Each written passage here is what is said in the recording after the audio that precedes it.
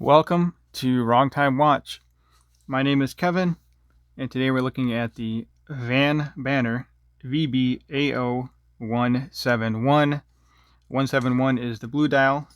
They have a 172, which I think is the green dial, and then 173 is a purple dial.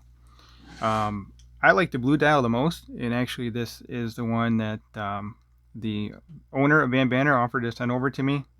So I get to keep this watch, so I'll mark this as a paid promotion, but you know, the price for this is 656 Canadian, and up until June 30th there's a 50% off discount code, so it's about 265 US dollars. I think that's a great value, so I would say that regardless of whether or not I got this watch in or not. So anyway, just keep that in mind. So VBAO, not sure exactly what that stands for, but VB I would imagine stands for Vanbanner. Very cool watch, and actually I didn't even realize this until I've had this quite a few days now. This watch does not have a bezel on it. I don't know why I didn't notice that. It looks like such a cool watch. I didn't even notice it doesn't have a bezel. It's just a case, and the crystal is pressed into that case. For example, here I have, forgot the model number for this, but Seiko 5 field watch. This is their new release, but most watches have a bezel around the crystal. I don't know of many watches that have just the crystal pressed into the case, so that's very cool, and I'm surprised I didn't notice earlier. So we have a box, the domed sapphire crystal here. Very neat crystal. I like this crystal more than what is on the Parking Master. I'll compare those two watches in a upcoming video, but that one has just one real like super dome crystal. This one is much easier for me to tell the time on, but the other one looks cool. So, kind of depends on what you're going for here. I really like this dial. It's a sunburst fume or a sunburst gradient dial, meaning it's a lighter color in the middle, and then as you go out to the perimeter, it gets darker. And the sunburst on this thing is just really cool. I have a few pictures of this on my Instagram account, trying to fully capture this dial, but something you really need to see in person. But take my word for it, it's an amazing looking dial here. Okay, so the hour and minute hand have C3 Lume, and the indices, the applied indices, have BGW9 Lume. Now, I did check this out. I don't normally check out the Lume before the presentation video here, but I did check it out. Someone asked me about the Lume. Lume on the hands, it's good. Lume on the indices, not quite as good, but we'll see that towards the end of the video here. I'll compare it to my SKX like I normally do for these videos here. But anyway, you see down at the bottom, 10 ATM, so rated to 100 meter water resistance. Automatic and stylized font there, and it's kind of curved, so it reminds me of the Tudor Black Bay, the 41 millimeter. It used to have a curved text like that, and also Squale kind of has a curved text like that. And then we have the Vanbanner logo here. Also, you see the crown is signed, a little bit different of a logo there. Polished case sides, polished bracelet here, and then the top of the case is brushed, and then the top of the bracelet is brushed.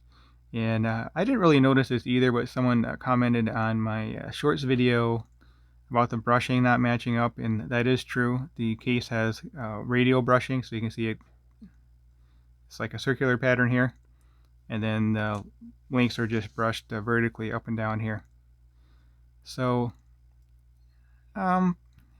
yeah, I don't know how you would, I'm not sure how you would be able to match up that brushing, but there is a bit of a difference here. It is both brushed. I have a Bolivar Lunar Pilot, and the brushing on that is it's all kind of funky. It's like brushed and bead blasted and all kinds of different mixtures, but at least this is just brushed and polished on the sides, so well done there. Solid end links, solid links. Clasp is milled. You have the safety clasp here. This portion is stamped, and then the center portion here is milled. 6 micro adjust. a dual pusher, so this thing is super secure on wrist. Definitely you don't have to worry about this thing coming off wrist. So this is a screw down crown.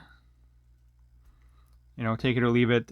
Actually, for a field watch, I kind of prefer a non-screw down crown, just push pull. But I know folks like screw down crowns, so it's not the end of the world either way for me.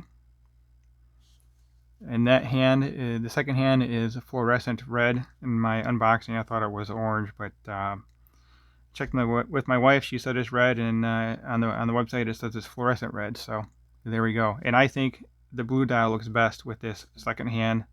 The green dial probably looks okay. The purple dial, it blends in a little bit too much, but you know, personal preference. All three dials look very cool in the pictures I've seen of it. So 316L stainless steel. The movement that's in here is the Miyota 9039 movement. One of my favorite movements, 9039, 9015, essentially the same thing. Very nice movements. You get 8 beats per second, so you get a nice high beat sweep there to that second hand. Nice and smooth sweep. Just hand winding, of course, hacking. So hacking, if you don't know, is when you, well in this case, unscrew the crown, but pull all the way out to your time set position. The second hand stops. We'll screw that back down. And it has a power reserve of 82 hours. A power reserve fully wound. This Seiko 5 here has 8 beats per... Oh, there we go. Got to push the crown back in. 8 beats per second. So you may notice this sweep is smoother on the Vanbanner than on the Seiko. So I really like the smoother sweep of the second hand. Okay, so dimensions of this watch. So I measured the male end links. They do curve down nicely. It doesn't, well, you see on my wrist, it doesn't really affect the wearability of this watch, so it curves down so nicely, but I do like to measure that. So the lug to lug with the fixed center links, fixed male center links, 49.5. Case itself, very wearable at 45.8. The watch diameter, as I had correctly guessed in the unboxing, we're looking at 38 for the watch diameter. And then it's nice and thin at 11.1 millimeter. The website says 11.2, so you know I'm sure I can vary the measurement by 1/10 of a millimeter here or there. And then lug width 20, so a nice standard size there. And it does taper down to 18, so I kind of guessed that in the unboxing as well. So 20 down to 18. I would like to see 20 to 16, but you know, 20 to 18 is not bad. At least you do have some taper. Just going down to 16, just it's like icing on the cake. It just makes it all that much better. 6 millimeter, again, signed screw down crown. So yeah, very happy with this watch. I mean, it's very wearable, very comfortable on wrist. The dial again is amazing, and nice clean look without the bezel on here, which again I feel kind of foolish about not noticing, but it's just, you don't really see it all that often. It looks good. All right, let's zoom out here, or actually we'll put it on my wrist. Oh, we'll zoom out too. You know what, let's take a close look at the dial real quick. I think I already showed off the applied indices. Very nicely done. I have a Traska Summiteer with kind of a box dome sapphire crystal like this, and it really distorts the minute track, but there's no distortion on this minute track, so I'm not sure exactly how that's done. Maybe I'll compare those in a future video. I thought I had it around here somewhere. I don't know what I did with my Summiteer, but yeah, we'll compare this to the Summiteer in the near future here. All right, let's zoom out. Get it on wrist. If you have not subscribed yet, please go ahead and take a moment and hit that subscribe button. Like the video and leave a comment below. Actually, I just saw my Summiteer over here on the corner. So hopefully you can see what I'm saying there. This minute track kind of like disappears on this one, but not on the Vanbanner. Not at the same angle, maybe more of an extreme angle. So I'm not exactly sure why that is, but just a little bit of a difference in the box sapphire crystals here. Looks like this one might have a little bit more dome. So yeah, anyway, just a quick look there. All right, let's get this on wrist.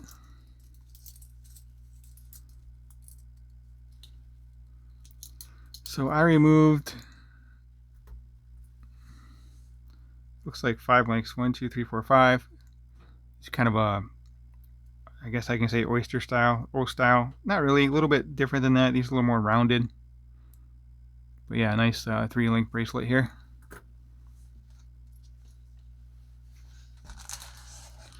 All right, so here we go.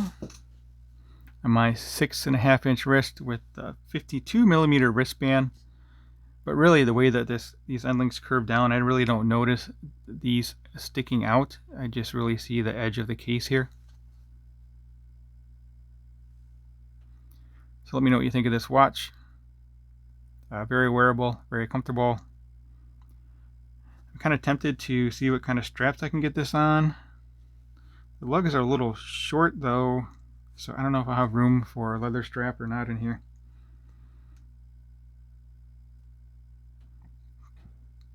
Actually, it reminds me of something. I'm going to pause the video and look in this box here real quick. Alright, so this was in the box. It came in the box. When I did the unboxing, I was a little confused with what this was, but these appear to be curved spring bars, so perhaps that's why these were sent. And I was trying to decide if these were half links or full links.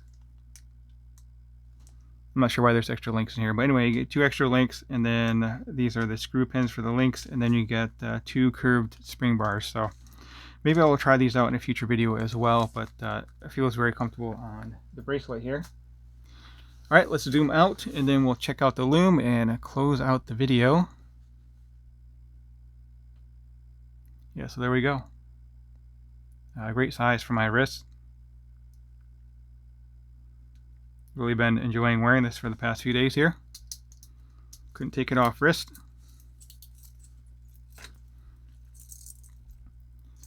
I'll zoom back in. Quick look with the SKX009 for size reference. This is 42mm, and lug to lug I think is 47, so pretty close lug to lug here. Alright, let's pause the video and we'll check out the Lume here. Alright, so of course we have the SKX on the right. Looks like the video is a little grainy, but the hands on the Vanbanner are a little brighter than the hands on the SKX, but the indices on the SKX are brighter than the indices on the Vanbanner. So really, Lume's not too bad on the Vanbanner for a field watch. Just looking at it by itself, I was not quite as impressed with the indices, but looking at it compared to the SKX here, it's really not that bad for a field watch. So that will conclude this video. As always, appreciate you taking the time, and thank you for watching.